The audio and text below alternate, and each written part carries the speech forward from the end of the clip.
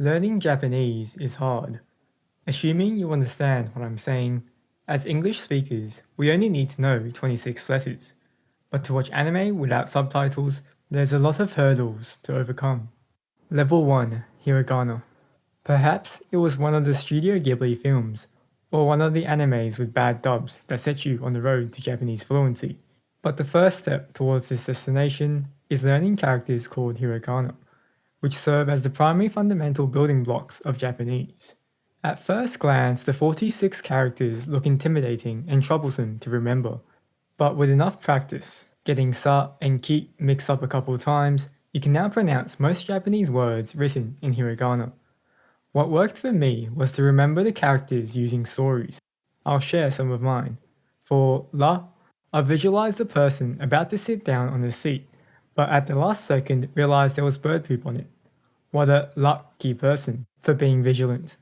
Another one is realizing that after living for so many years, you still haven't accomplished anything you wanted to, and you're still working on the New Year's resolution from 2014. Ooh, that hurts to think about. Ooh. Unable to cope with the pain like a responsible person, you turn to sake, sa.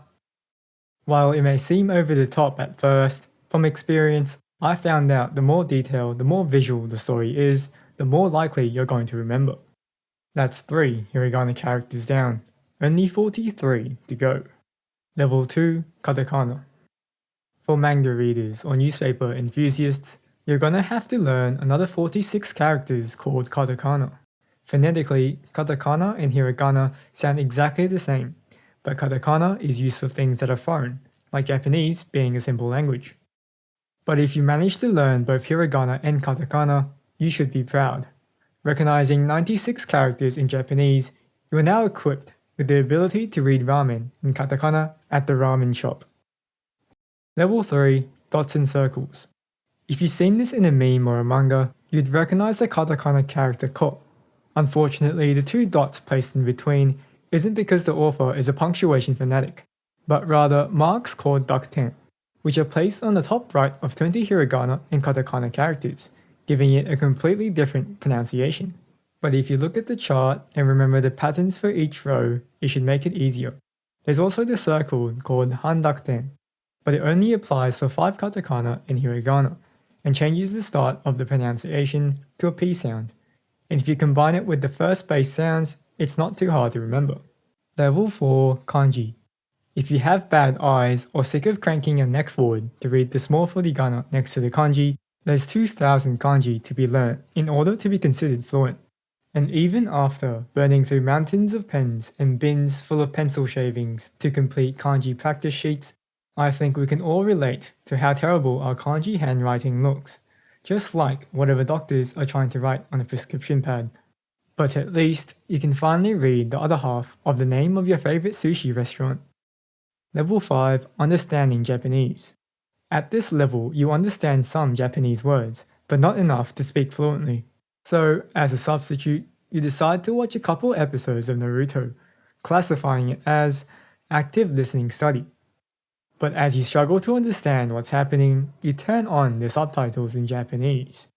But you find out, even though you can read the subtitles, you don't understand too much of what's going on.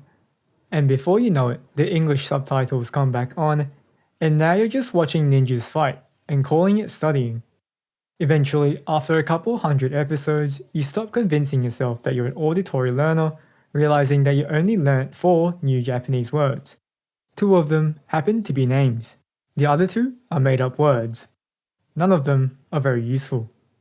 Level 6, Speaking Japanese. From saying arigato after getting an onigiri from Family Mart, to discussing if we have free will with a stranger you met at a bar, speaking Japanese is the end goal for most Japanese learners. As you get more fluent, you have the ability to interact with more places and people in Japan, rather than pointing and bowing, with the occasional sumimasen.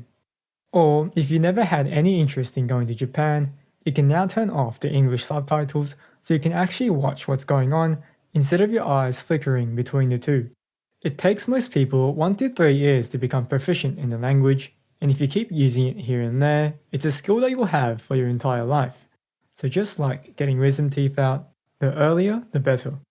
Most of us who get to this level will always find a way to bring up the bilingual badge, but not when there's a polyglot around. The walking Google translators make learning a second language look like a walk in the park. Level 7, Keigo. You might have heard the term Keigo thrown around before. If we break down the meaning of the two kanji, it translates to respect and language. A bit like the difference in the way we talk in game chat and at a work environment, it's a different form of speech. The general term for honorifics is used when talking to elders, teachers, employers, or clients and customers in the Japanese workplace. An example you might have heard of before is when a customer goes to a restaurant and the staff uses the phrase "irashaimase." While the phrase "irashai" would convey the same thing, the mase at the end makes it into keigo form and gives a different vibe to the restaurant. To me, "irashaimase" paints a picture of a chain restaurant giving off a more polite, sophisticated, and by-the-book restaurant. While "irashai" might be heard at a small local ramen shop that you've gone to consistently over the years, giving off a friendly and familiar atmosphere. If you've made it this far in Japanese, learning this Shakespearean version of Japanese shouldn't be too hard, but it's still an extra hurdle. On the opposite end, there's casual Japanese slang that is particularly used by the youth. And this type of language is best learnt through Japanese conversation, where you'll pick up some slang others are saying around you, and eventually use them yourself. Well, those were the 7 levels of Japanese I've come up with and experienced myself. Every level has its difficulties, but sometimes the most difficult bit is getting started.